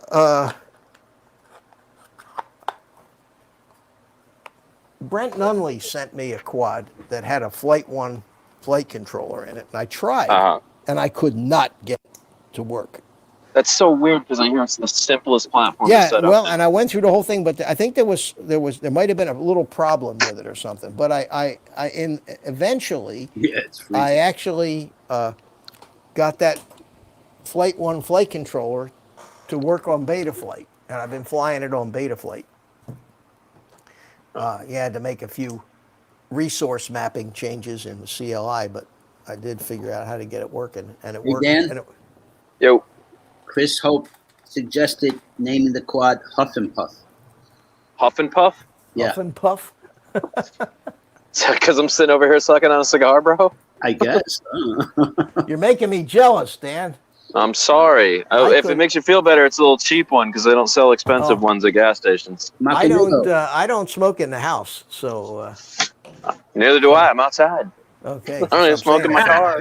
I'm in the house on the stream. So So you're anyway, not guys, like- that's for those of you who know Betaflight, there's not a hell of a lot of difference. I need to find out what cinematic yaw is. Okay. It's probably slowing down your yaw speed.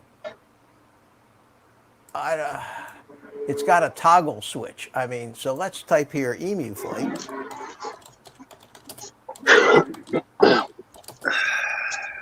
Cinematic yaw.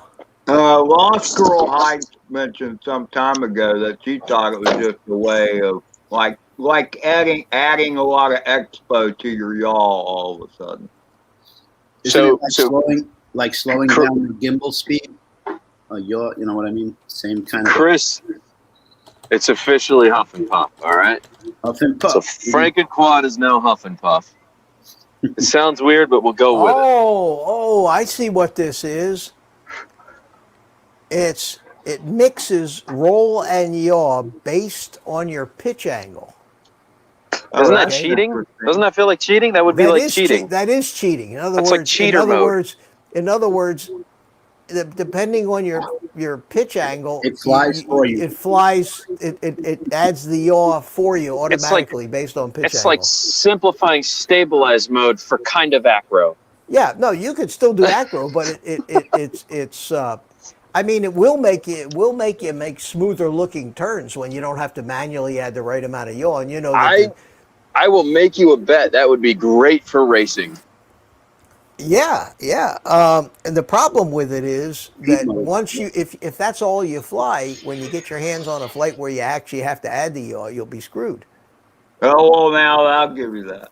Yeah. If you get used to that one stick does everything to turn, and then you have to go back to another quad where you have to make sure you add the right, and of course, the amount of yaw that you need depends on the pitch angle.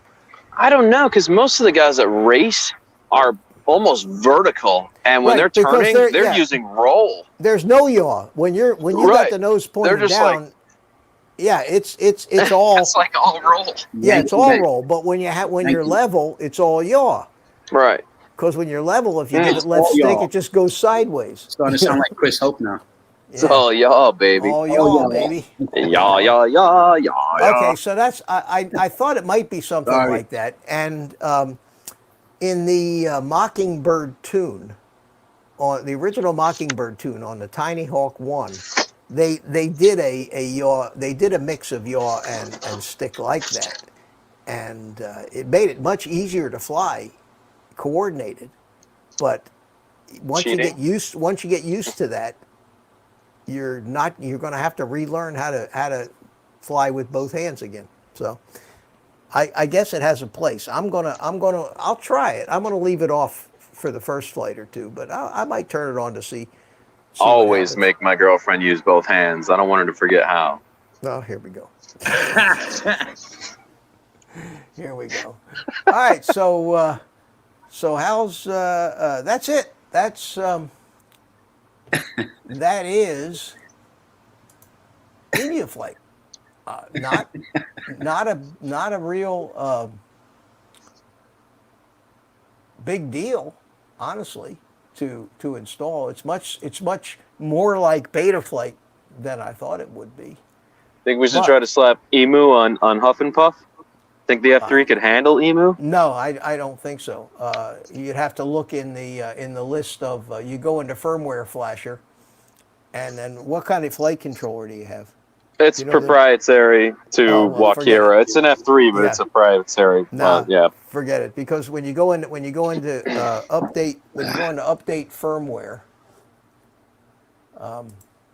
Well, people have gotten Betaflight on the Walkera 250 or 210s, but I don't know if they would accept But EMU. see, you need to have the hex files. You using your phone? That camera's pretty good on it. Thank you. Yeah, well, it's a Sony. I'd hope so.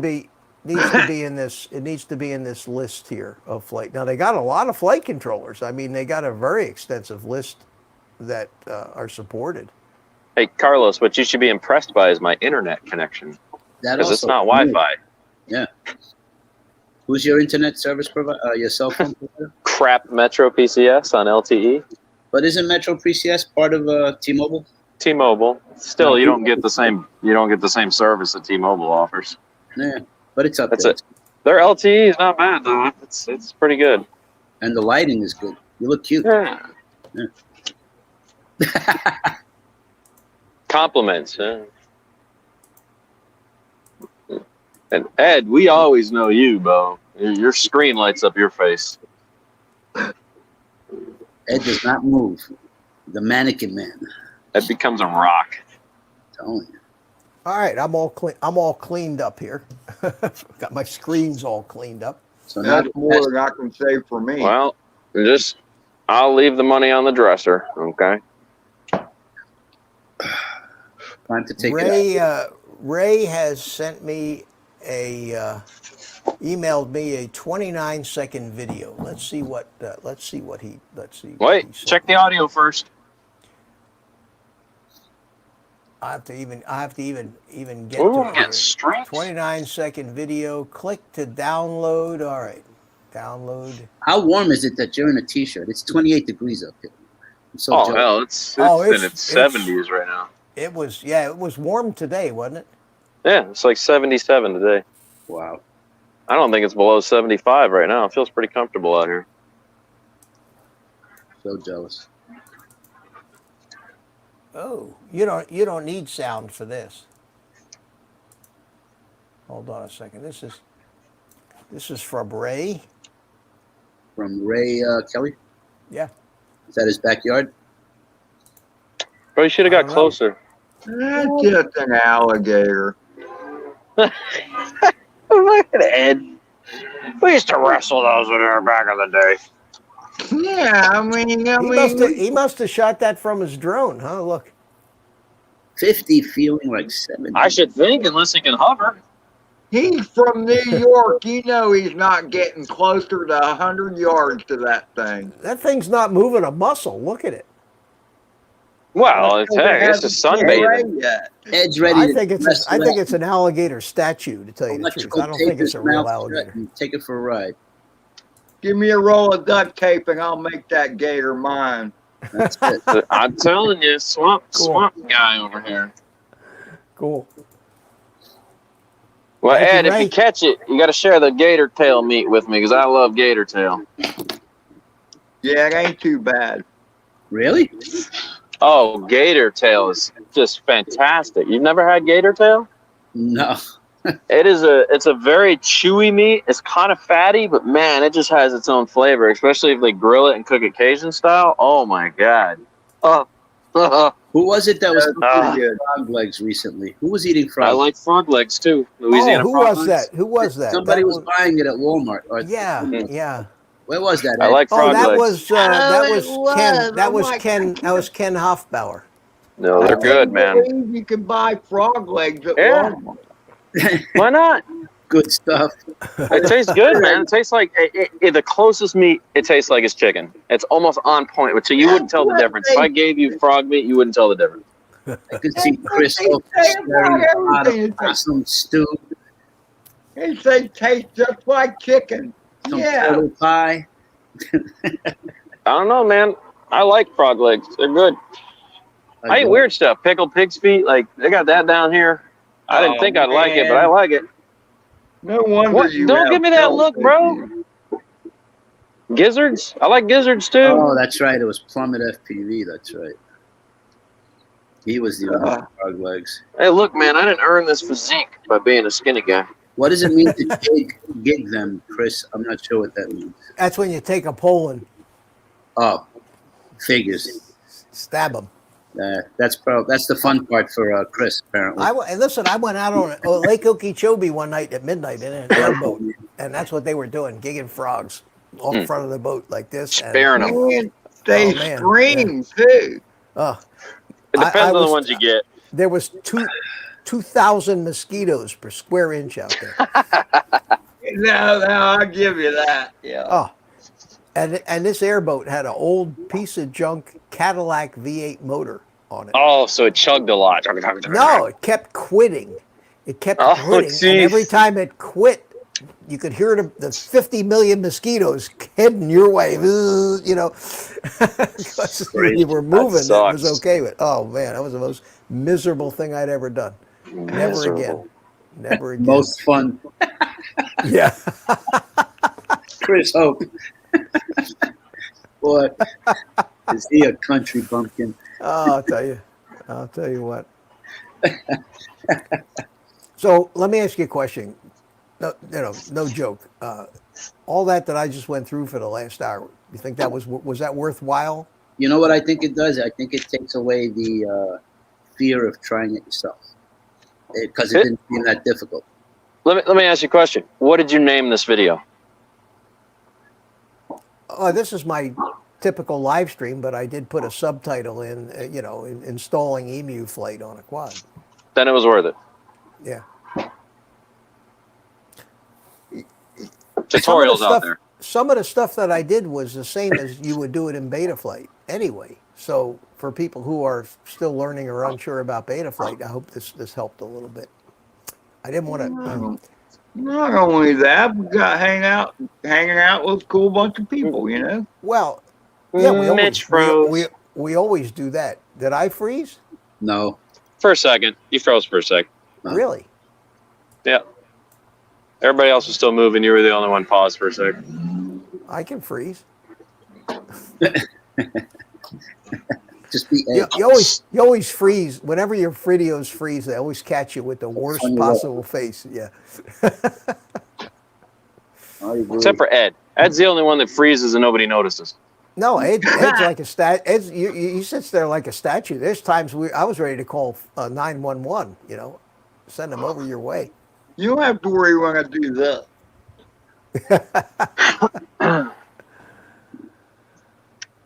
I think the only person I've ever been worried for was Mike. That one night on his birthday, bro. That was a rough night. Mike, if you're in here, that was a rough night to watch, dude. I'm not going to lie, bro. Actually. That was a rough night to watch, dude, to sit back on. You enjoyed yourself, but you didn't make it to midnight, bro. You were done. You passed out, smacked your head on the chair. Goodbye, computer table, on the floor. Holy mackerel. Where's Mike? Is he dead? Bleeding out? We don't know. Yeah, that was a little scary. That was a rough night to go through, Mike, dude. I felt so. I called your wife. I'm like, bro, your husband is. That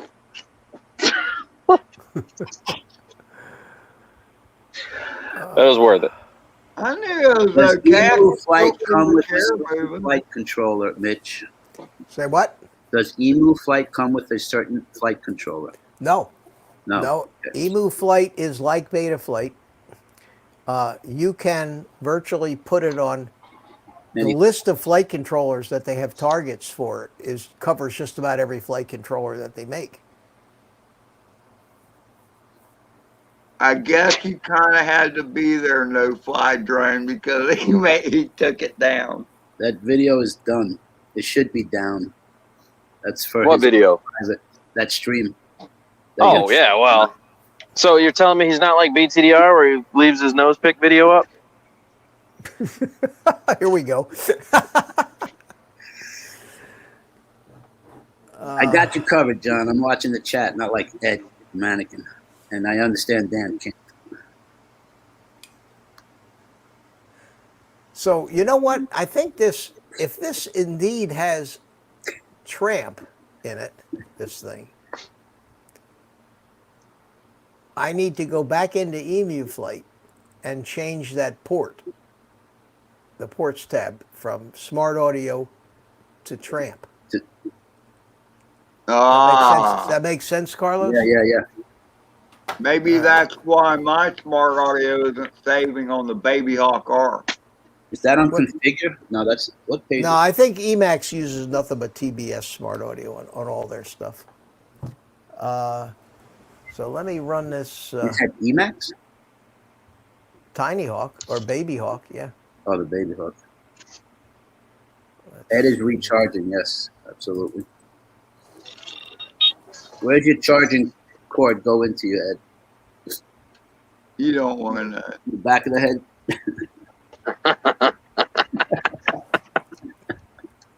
Ed probably is the bicentennial man. We just don't know it.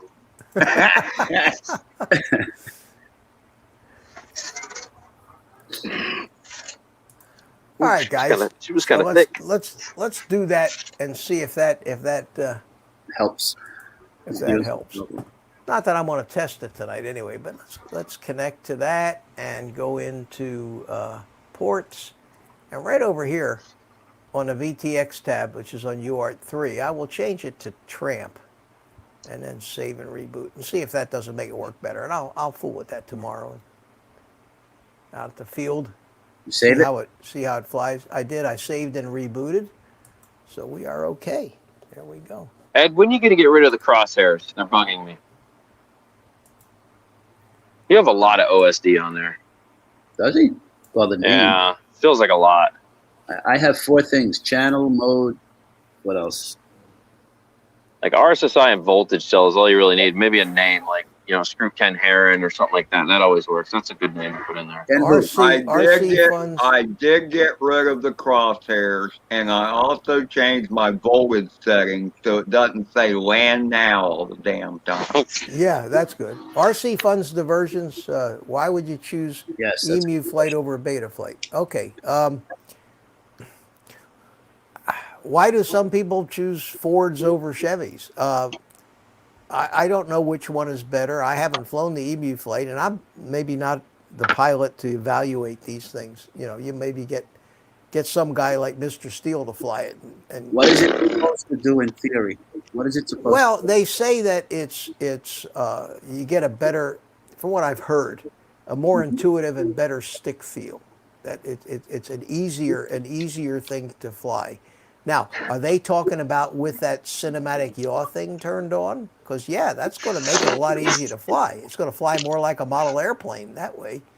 I'll just tell you this much: Verdugo loves EMU, and I can guarantee you he's not using that cinematic yaw thing or whatever it is. Well, I'll try it, and I'm flying now at a couple of quads I have. I put the new INAV 2.6, which has the Kalman filters in it.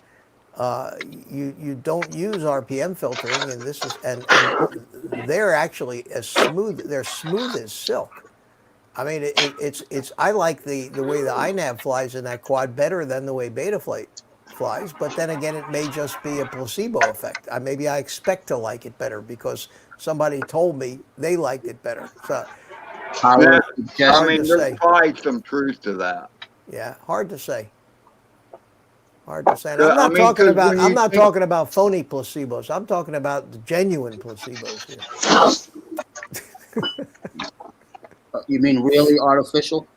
Genuine artificial. Do you remember the ads for all the drugs that were supposed to make you perform better and they called them? They actually came right out and called them placebo pills, and nobody knew what the word placebo meant.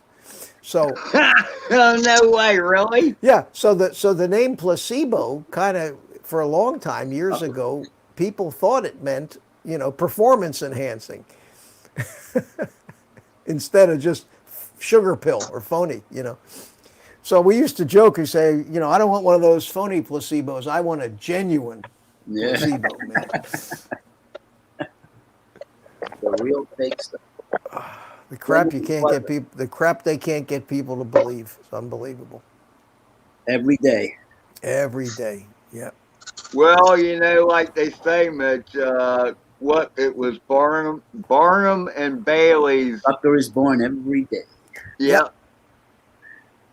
So Ed, I really believe you should start a catamaran channel. On YouTube, you don't have to have content on your channel. On YouTube. You can just call it a catamaran channel. Look for tips, money.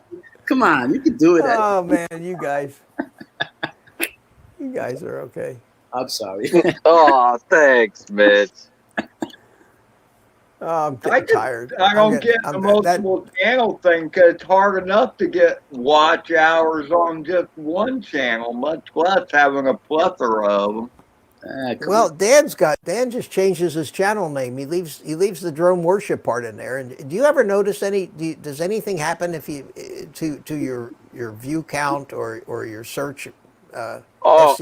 No, you can't do that, bro. You're asking the most controversial person in the drone industry to explain to you whether I'm getting good views or bad views, man. That doesn't. No, I mean changing your channel name. If you just change the tail end, like Bob Casey changed his to Bob Casey Aerials. Right. Okay, so as long as once you establish, okay, we got to start from the beginning if we're going to do this. You sure, Mitch? Yeah, well, if you can do it in 3 minutes. Do my best. Check this out. If you go on to something like Social Blade and you look up your channel, at the top, it gives you a column of things about your channel that you didn't know. One of those is whether your channel is established or not through YouTube. It's easy to determine whether you've gained an algorithm or you haven't based on what YouTube decided that you do on your channel. So if you're an entertainment channel, but you actually are flying drones, then something you're doing is causing your channel to be an entertainment channel versus a science and technology channel or tech review channel. Okay, that plays a big part of what is going to happen with your channel and how you're going to be perceived by other people and how it's going to columnize your videos that you're producing. I think you know that, Mitch. It's all algorithm based. Okay, but you don't establish an algorithm until YouTube accepts that you are doing one thing and you're good at it and people are watching for that one reason. And then they try to do their best to determine what type of channel you are. Once you're established and you have an algorithm, then you can start changing the back end of your name if you want to, or add to it. But you always have to keep the initial part of what your name was. So if I was drone worship, there's an established algorithm for drone worship. If you were to type in just drone worship, even though I'm motovlogs, what do you think is going to pop up? Drone worship motovlogs, because I already have an algorithm based off of it. See what I'm saying? Just because I changed the tail end of it doesn't mean that the original algorithm for drone worship isn't there. So as long as you never change the beginning part of your title, you're good to go. If you don't have an established algorithm and Social Blade doesn't show you at the top that you're an established channel already and they figured out what you do or think that you do, then it doesn't matter. You can change your name to whatever you want to because YouTube hasn't figured out or categorized you yet. So it doesn't matter. Okay.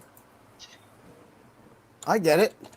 Is it one word, Social Blade? Yeah, Social Blade.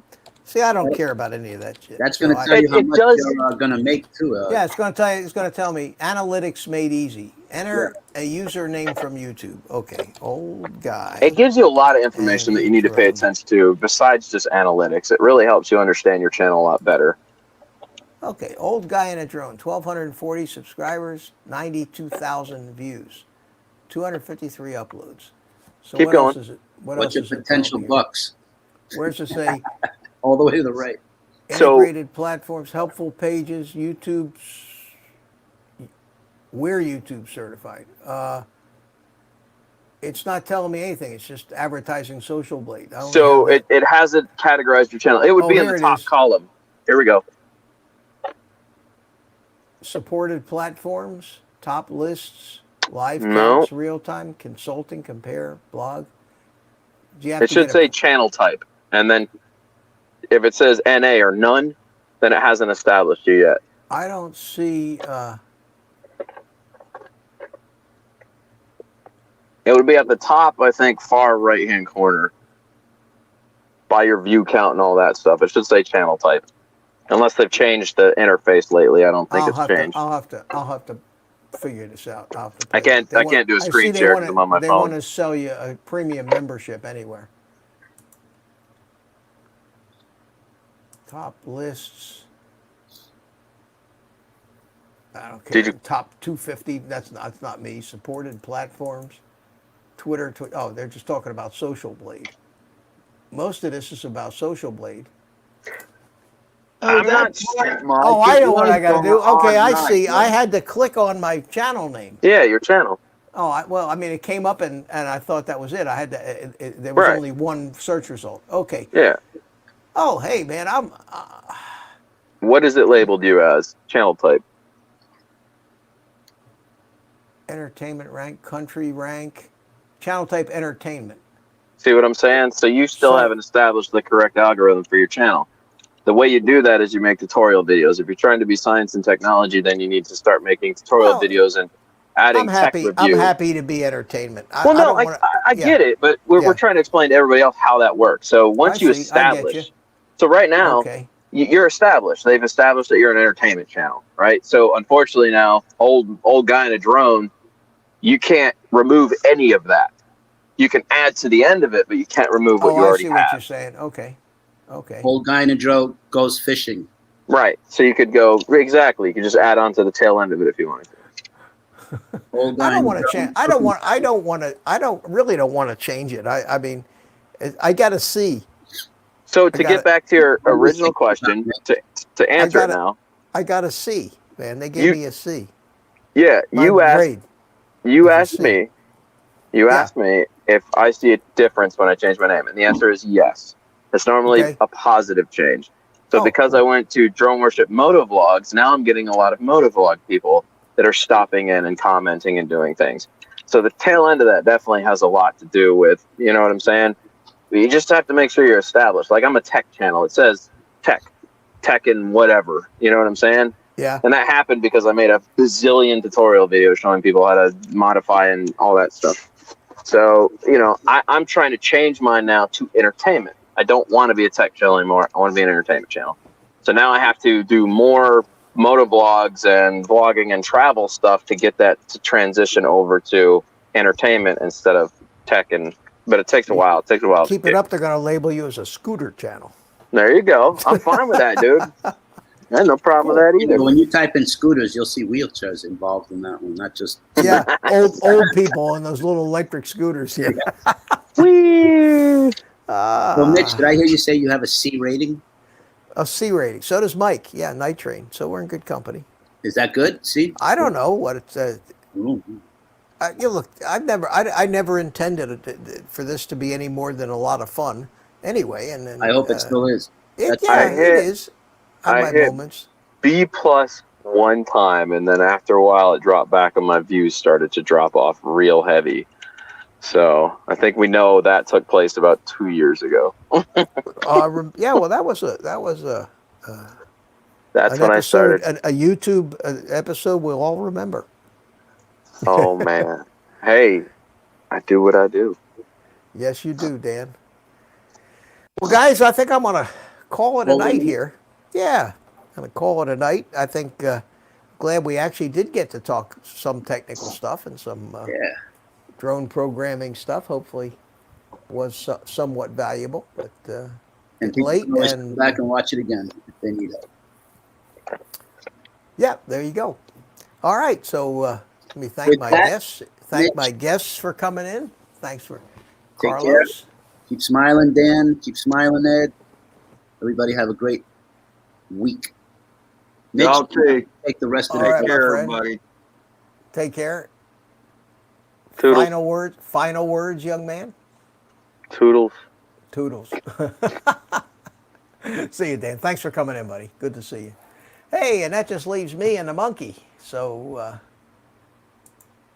we made it through that one. Thanks, everybody, for your support. Thanks for the thumbs down. Thanks for the super chats and the thumbs up. Got a lot more thumbs up than thumbs down, so I'm happy. I know that there was a lot of love in some of those thumbs downs, so thank you guys. Who we got left? Timeless Truths here. Thank you. Carlos. Paulie. Time to wake up and go to bed. Yeah, Paulie, I haven't heard much from you. Thanks for coming in. No Fly Drone. Thank you, my friend. Mike, Night Train. Getting all choked up here. Always at the very end.